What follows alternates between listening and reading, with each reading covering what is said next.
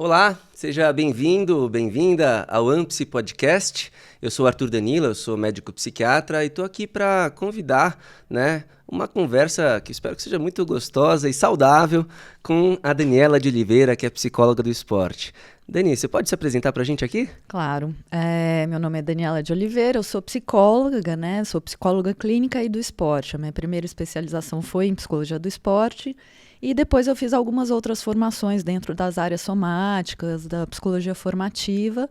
E hoje eu trabalho na clínica com a psicologia clínica e a psicologia do esporte e sou colaboradora, colaboradora do Ao vivo é Promeve. assim. Do ambulatório lá do HC, de mudança de estilo de vida. Ah, que bacana. São muitas formações, né? Imagino que já mostram lá do seu pessoal de busca sempre de conhecimento, né? Nas diferentes áreas, mas se eu pudesse destacar aqui, parece que tem muita coisa envolvendo o corpo, né? Tanto das práticas Sim. formativas, somáticas e da psicologia do esporte, que é o tema desse nosso episódio de hoje. Me conta um pouquinho, como é que você foi percebendo esse interesse? Foi uma coisa que foi natural para você? Foi durante a sua formação? Estou interessado em conhecer um pouco essa trajetória. Eu acabo resumindo bastante assim, a minha história, porque senão a gente fica, né, é uma vida inteira. Eu fui nadadora profissional, então eu comecei a competir com 8 anos. Olha só. Né, a federar, né, competições federadas e tal. Eu tinha 8 anos de idade e eu fui profissionalmente até os 26. 27. Então, realmente foi uma vida inteira dentro do esporte. Eu terminei a faculdade de psicologia, eu ainda estava nadando profissionalmente. Eu fiz a minha primeira pós-graduação em psicologia do esporte, eu ainda era uma nadadora profissional. E o ano que eu me aposentei foi o ano que eu me formei na pós-graduação. Então, eu lembro que eu fui apresentar o meu trabalho final no congresso. E para mim foi muito emocionante, porque eu estava ali encerrando 2 ciclos, né? Então, o meu interesse, e eu sempre fiquei muito curiosa em como que eu ia juntar a minha experiência, o que eu vivia em mim, né? Eu tenho um lado muito dentro da fenomenologia existencial, dentro do que está acontecendo, do fenômeno presente, e toda a parte de psicologia que eu sabia. Então, um caminho mais, como que eu vou dizer, mais natural, mesmo que não tenha sido tão natural, assim, eu sempre fui muito curiosa, né? Então, eu acho que a minha curiosidade vai ficando presente aí. Sempre fui buscando muito. Então, dentro dessa busca, eu fui conhecer a psicologia formativa. Dentro da psicologia formativa, eu também fui conhecendo outras áreas dentro das somáticas, e aí eu fui me aprofundando, né? Me formei em psicologia e anatomia sensível, e tudo isso também junto com as minhas práticas, né? Junto com o que eu sempre pratiquei. Então, desde os 8 anos, lá quando eu comecei a competir, a minha avó, que é uma pessoa muito sábia, me levou, quando eu fui fazer a minha primeira competição, ela falou assim, para você não ficar nervosa, eu vou te levar, né, no meu professor de yoga, porque a minha avó fazia yoga. E aí ele me botou sentadinha numa poltrona e falou assim, eu vou te contar uma história, você fecha os olhos e vai imaginando essa história na sua cabeça. E foi assim que eu comecei a meditar. Eu comecei a fazer meditações guiadas com 8 anos de idade. E essa também é um paralelo, né? Então, eu fui vivendo 2 coisas paralelas que se juntavam ao mesmo tempo. Eu comecei a meditar com 8 anos, e aí, quando eu tinha 13, 14 anos, o meu técnico falou, não, você não vai mais fazer yoga, porque naquela época, a gente tinha um pensamento muito diferente do que é hoje, né? Então, a yoga era um desgaste a mais dentro da minha rotina que eu não podia ter, né? Então, tudo era medido, tudo era cronometrado, o tempo era cronometrado, tudo era medido na vida. E aí eu parei de fazer yoga, mas eu comecei a fazer aula de violão com um cara que era budista. E aí eu fazia aula de violão e meditava, né? Então, ele foi me introduzindo outros tipos de meditação, meditação zazen, meditação tibetana. E eu fui vivendo essas coisas todas juntas com a natação, junto com o esporte, junto com a performance. Então, eu acho que foi onde foi se juntando. Aí eu consegui juntar tudo. Acho que lá para os meus 30 anos, essas coisas foram se juntando e formando o que eu faço hoje, né? Que bacana. E aí, pensando aí, então, um pouco na área da psicologia do esporte, né? Em que você tem, por um lado, essa metrificação, né, nos seus níveis. Se a gente for falar de atleta de alta performance, que a gente também pode falar do esporte para não esportistas de alta performance. Tempo livre, né? Ou a gente chama de tempo livre. Exato. Mas e como é que é o aspecto emocional de trabalhar? Vamos primeiro falar de atletas de alta performance, que acho que fica até mais fácil de inaugurar esse assunto. E depois a gente fala de gente como a gente, de gente como a gente, porque hoje eu sou do tempo livre. Me conta, como é que é a atuação do psicólogo do esporte para atletas de alta performance? Então, com os atletas de alta performance, né, a psicologia do esporte ela tem um leque enorme. Então, quando a gente pega a alta performance é a ponta do iceberg, né? E os atletas de alta performance vão ter a vida cronometrada mesmo, né? Quando a gente fala de esporte de alta performance, a gente tem que entender que primeiro a gente está falando de pessoas que estão dedicando a sua vida inteira para aquilo.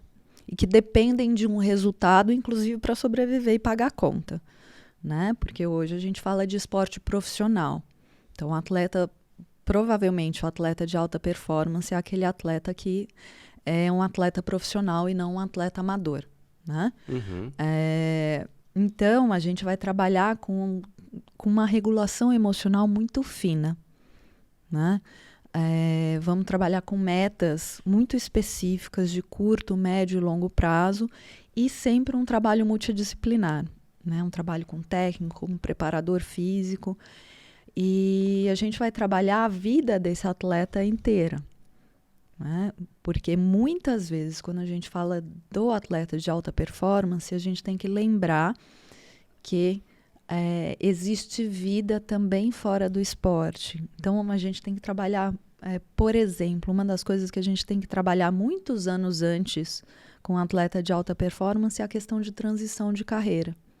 Porque senão o atleta de alta performance ele fica vivendo só o esporte, dentro do esporte, e ele não forma vida, né?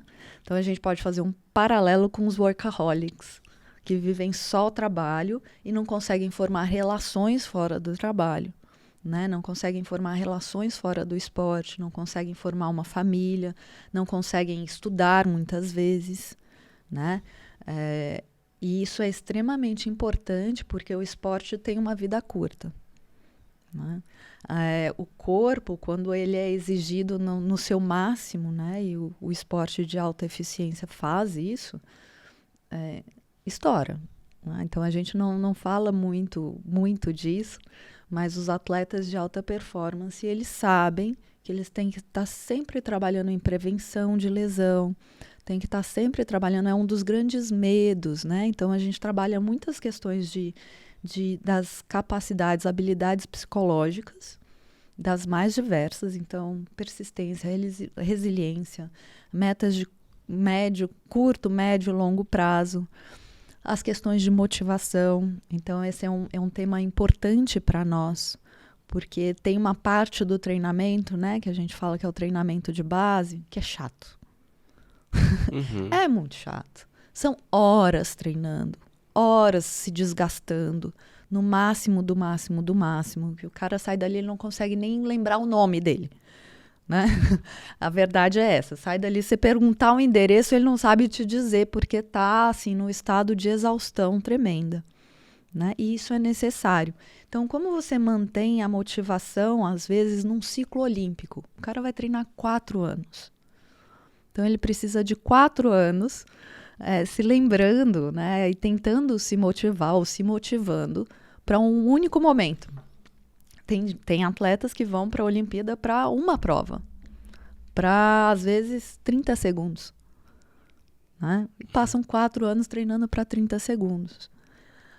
Então, eu acho que são essas as maiores questões assim, que a gente vai trabalhando com esses atletas de alta performance. Relacionamentos também. Acabou de me vir aqui, né? Porque, às vezes, é isso, né? É um relacionamento com o técnico. Eu falo assim, na época que eu treinava, quem mais me conhecia e talvez quem eu tenho a sensação até hoje que mais influenciou na minha vida, que mais me conhece até hoje, por mais que tenha anos que a gente não tenha mais uma relação tão próxima, era meu técnico, né? Porque ele sabia tudo da minha vida. Ele sabia o que eu comia, a hora que eu dormia, a hora que eu acordava. Ele sabia o meu funcionamento. Ele sabia como eu pensava. Então, meu técnico olhava para a minha cara e sabia o que eu estava sentindo, às vezes mais até do que eu. E foi uma pessoa que me ajudou muito, assim, eu sou muito grata ao meu técnico lá de Goiânia, né? Eu sou goiana. E o meu técnico foi a primeira pessoa que chegou para mim com 13 anos e ele falou assim, eu preciso entender o que você está sentindo. Porque eu era muito fechada. Eu era muito, muito fechada. E ele falava assim, se eu não conseguir entender o que você está sentindo, o que está se passando com você, a gente não consegue trabalhar. Então, eu precisei, com ele, né, encontrar esse lugar. Mas então, nossa, são muitos objetivos para cuidar, né? Como é que você, trazendo aí essa abordagem da psicologia do esporte, poderia me descrever quais são as ferramentas ou priorização, né? Como é que você vai conduzindo essa jornada com o paciente? Bom, então vamos lá. Eu falo que a primeira coisa que a gente precisa é de um certo tempo. Não adianta um atleta chegar para mim 2 semanas antes da competição e falar, então, eu vim para resolver a minha ansiedade pré-competitiva. Aí não dá. Em 2 semanas a gente não consegue fazer muita coisa, né? Algumas coisas a gente até consegue. Mas a gente precisa, sim, de uma temporada, a gente precisa de um certo tempo de trabalho. A primeira coisa que a gente olha é a rotina desse atleta. Né? Então, eu falo que aí a psicologia do esporte e a medicina do estilo de vida, elas andam assim de bracinhos dados, né? Então, a gente olha quantas horas esse atleta dorme, se ele dorme direito, se ele não dorme direito, se ele está tendo acompanhamento de nutricionista ou não, como estão as relações dele dentro do time, dentro da equipe, com o técnico, né? Relações familiares, se a família apoia, não apoia, como que essas interfaces, né, vão acontecendo na vida dele, como isso contribui ou não para a performance. Quais são as maiores preocupações que ele tem, se tem preocupação com grana, se não tem, como que ele gerencia o estresse, quais são as estratégias que ele já tem, né? Porque todo mundo já tem uma estratégia para gerenciar estresse. A gente começa com as nossas estratégias lá quando a gente é pequenininho.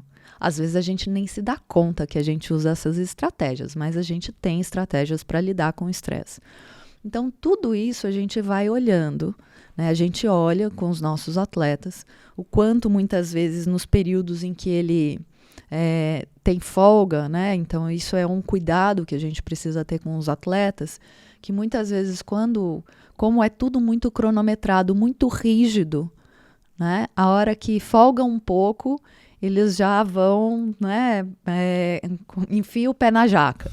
Então, a gente cuida desse lugar também, para que não seja um 8 ou 80. Então, a primeira coisa que a gente olha é rotina. São essas questões rotineiras, como que ele planeja a rotina dele, né? E sim, atletas de alto rendimento vão ter rotinas rígidas, né? Vão ter horários muito rígidos, alimentação, tudo, né? Então, a gente acha que um atleta de alto rendimento que come, sei lá, 6.000 calorias por dia, come isso em hambúrguer, e não é verdade, né? Tem toda uma medição ali. Então, todo esse acompanhamento a gente faz. Depois, aí entrando mais nas estratégias psicológicas, a gente vai ver quais são essas estratégias que ele já usa, né? Se ele tem as metas traçadas, se as metas dele são metas, né? São as metas SMART, ou seja, se elas são específicas para ele, se elas são mensuráveis, se são metas que realmente são reais, porque às vezes a gente tem umas idealizações de metas, né? E aí eu brinco que a gente tem que tomar muito cuidado com as nossas ambições, porque quanto maior as nossas ambições, maior o nosso tombo também, a nossa frustração. Então a gente tem que ter ambições que elas são reais, que elas são muito alcançáveis mesmo, muito concretas. Se essas metas elas têm um tempo para serem, né? Se elas estão numa linha de tempo, né? Curto, médio, longo prazo. E dentro disso, se essas metas são relevantes. O que são metas relevantes? São metas que têm sentido para mim. Se a meta foi meu técnico que colocou, ou se foi a minha equipe que colocou para mim, pode ser que seja difícil alcançar, porque se ela não tiver sentido para mim, eu vou fazer de tudo, mesmo que eu não saiba, eu vou fazer de tudo para não alcançá-la. Eu vou atrás daquilo que é importante para mim.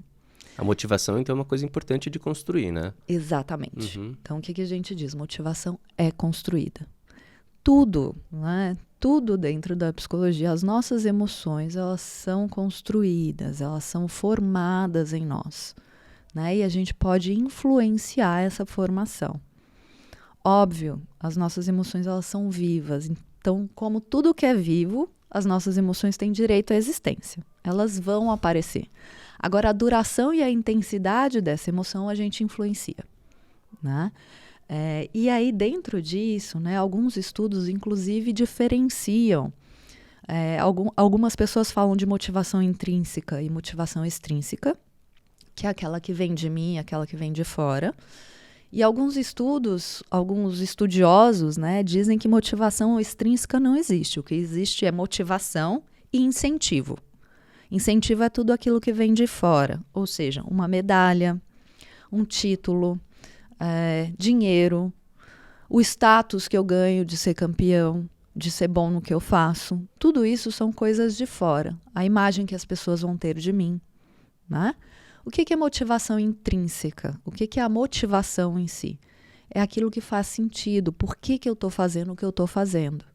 Para que eu estou fazendo? Né? E essa motivação intrínseca, né? Aí a gente entra muito... Eu sou muito admiradora do Viktor Frankl, né? Quando ele fala que a gente tem que criar os sentidos para a nossa vida, porque a nossa vida, quem dá sentido para a nossa vida somos nós, né? E isso para mim é extremamente existencial, né? Então a psicologia do esporte, ela é existencial. Sou eu que vou dar sentido para o que eu estou fazendo, ninguém mais. Então, se eu consigo dar sentido, se a gente tem um sentido, se a gente tem um porquê, a gente consegue passar qualquer como, né? Então, quando eu falo lá do tempo, né, dos treinos que são muito árduos, né, que são muito difíceis, se aquilo tem um sentido,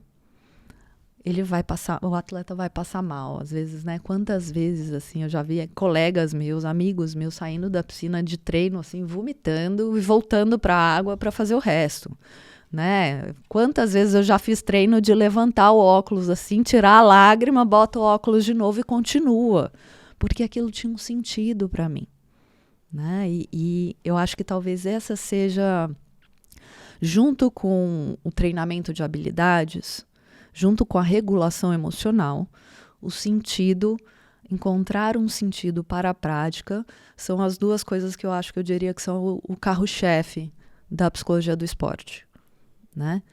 Tanto para os atletas de alto rendimento, quanto para os atletas de tempo livre. Então vamos falar um pouco dessa população, que eu acho que é a maior parte de quem está nos escutando e de quem a gente vai atender, a não ser que você seja psicólogo do esporte, muito provavelmente você vai querer trabalhar aspectos do esporte no setting clínico, mas para pessoas que não são profissionais de alto rendimento. Então, como trabalhar esse aspecto que é tão importante, né? O esporte é realmente... Eu, como psiquiatra, eu vejo cada vez mais, estudando também a psiquiatria do estilo de vida, o quanto que a atividade física, que aí diferenciando um pouco o esporte de atividade física, porque qualquer atividade conta, né? Mesmo varrer a casa. Caminhada com né? cachorro. Exato. Olha, as pesquisas são contundentes em mostrar os benefícios emocionais da prática de atividade física. Mas como estimular isso no setting, né, clínico para não profissionais de alto rendimento? Sim. Hoje é a minha parte favorita. Né? Eu acho que quando eu fui fazer especialização em psicologia do esporte, talvez o meu primeiro objetivo era trabalhar com atletas de alto rendimento, e isso foi mudando um tanto na vida. Então, hoje eu falo que o esporte, ele é uma ferramenta, ele é um recorte da vida. Tá? Então, a maneira como a gente pratica ou não pratica uma atividade física é a maneira como a gente faz as coisas na vida, de um modo em geral. Então, eu falo que o esporte é muito cru, né? É um lugar em que as nossas atitudes, o nosso modo de viver, o nosso modo de fazer as coisas aparece de uma maneira muito crua, muito na nossa cara, para a gente olhar mesmo, para a gente olhar os nossos padrões comportamentais, os nossos padrões emocionais. E dá muita ferramenta para a gente no consultório, muito. Né? É ótimo trabalhar com os pacientes isso. Então, talvez a gente possa falar um pouco aqui de como a adesão, né, ao esporte, a aderência, né, ao exercício físico. Então, muitas pessoas sedentárias, né, que entram de cabeça no trabalho e esquecem que a gente tem corpo e que a gente precisa de corpo. Inclusive, né, nós não somos cérebros flutuantes por aí. Né? O cérebro faz parte do corpo. E o tempo inteiro está acontecendo uma conversa, né, no nosso corpo. O tempo inteiro, nosso cérebro está sendo bombardeado de sinais e interpretando essas coisas como estou me sentindo acuado, estou ansioso, estou medroso, estou deprimido, estou triste. A gente vai dando os nomes, né? A gente vai dando os nomes para as emoções, para aquilo que está acontecendo em nós. Graus de pressão que a gente está vivendo em nós mesmos, de compressão. Pressão e compressão são coisas diferentes. Ou o quanto a gente não se usa mesmo, não tem tônus, né? Então tem pessoas que ficam com pouquíssimo tônus na vida. Tônus muscular mesmo. E são pessoas que vão se derretendo mais um pouco. Tem pessoas que vão se apressando, correndo, e a gente fala que são mais voláteis, né? Que tem muita volatilidade. Não faz uma coisa, faz outra, e não para em lugar nenhum. Tem muita dificuldade de focar em algo. E tudo isso a gente pode ir trabalhando através do esporte, através da atividade física. Então agora a gente troca ali esporte por atividade física. Acho que a gente estava tendo essa conversa ontem, como a gente tem ritmos diferentes, né? E como muitas vezes a gente vive num único ritmo na nossa vida.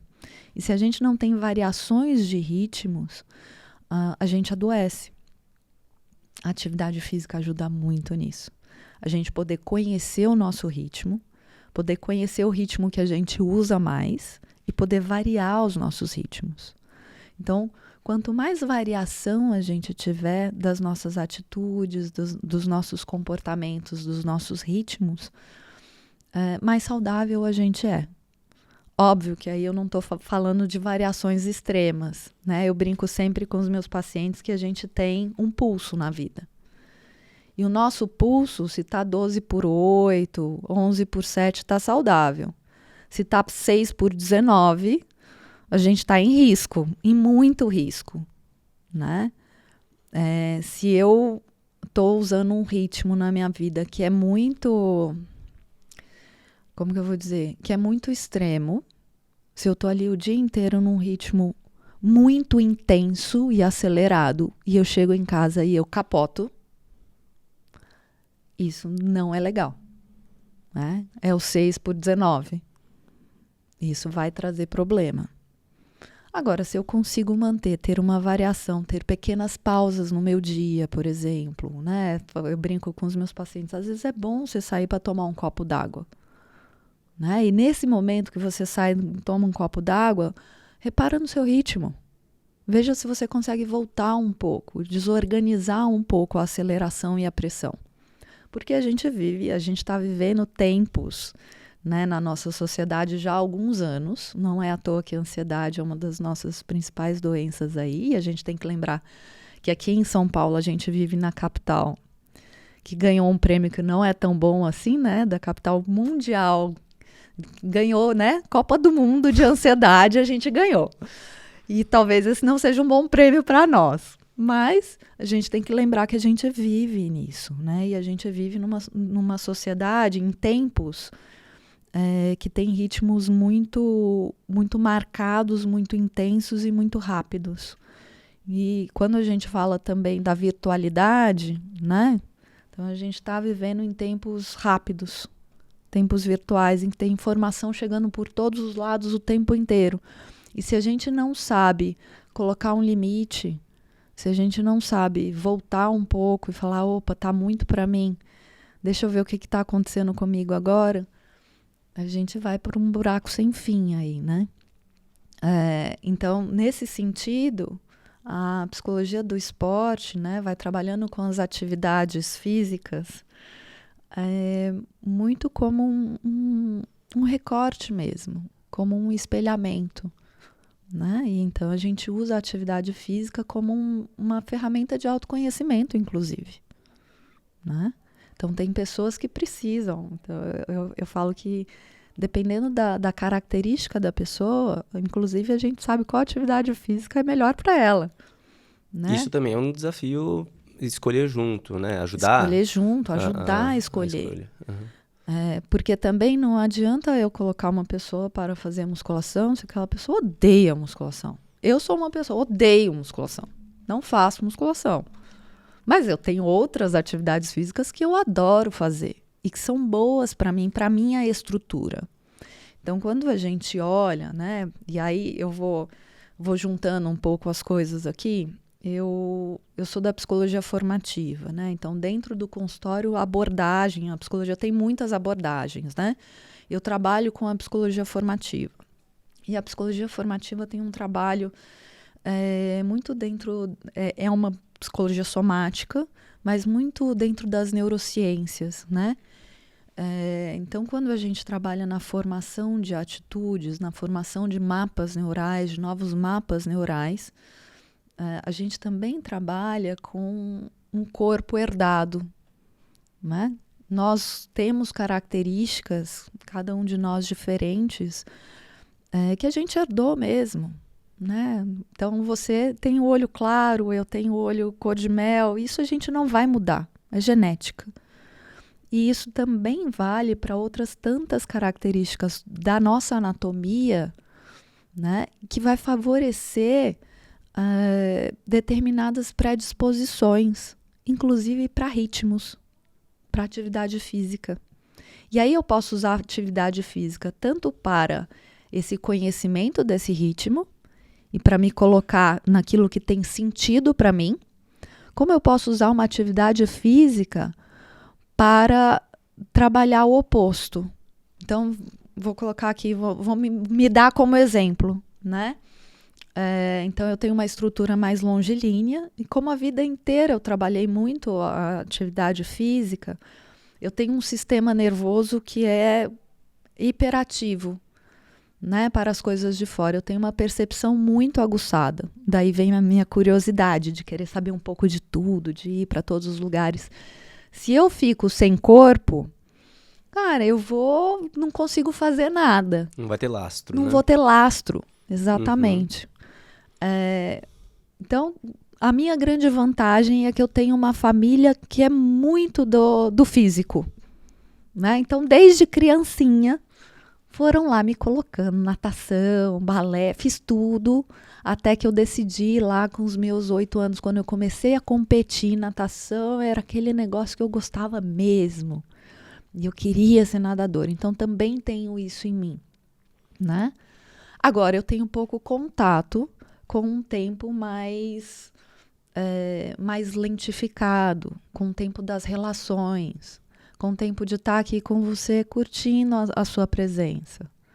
Isso eu tive que formar em mim, já mais depois de adulta. Por exemplo, uma atividade hoje que eu amo e que eu uso muito é o Tai Chi. E o Tai Chi faz eu trabalhar isso em mim, faz eu formar esse tempo lentificado, né? Que a gente pode brincar que é o tempo da agricultura, né? Que é de plantar lá e esperar e ver crescendo. É um tempo mais agregário.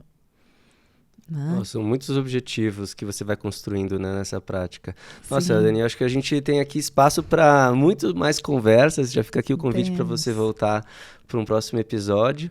E quer passar uma mensagem final para quem está escutando a gente sobre o espaço, se tem campo de atuação, tua impressão sobre o campo mesmo da psicologia do esporte, uma mensagem para eles final. Então vamos lá. Acho que a psicologia do esporte tem crescido bastante, mas ainda tem muita área de atuação. Uma das coisas que eu adoro trabalhar é com transição de carreira, né? Então, por exemplo, a transição de carreira em atletas é uma área muito aberta.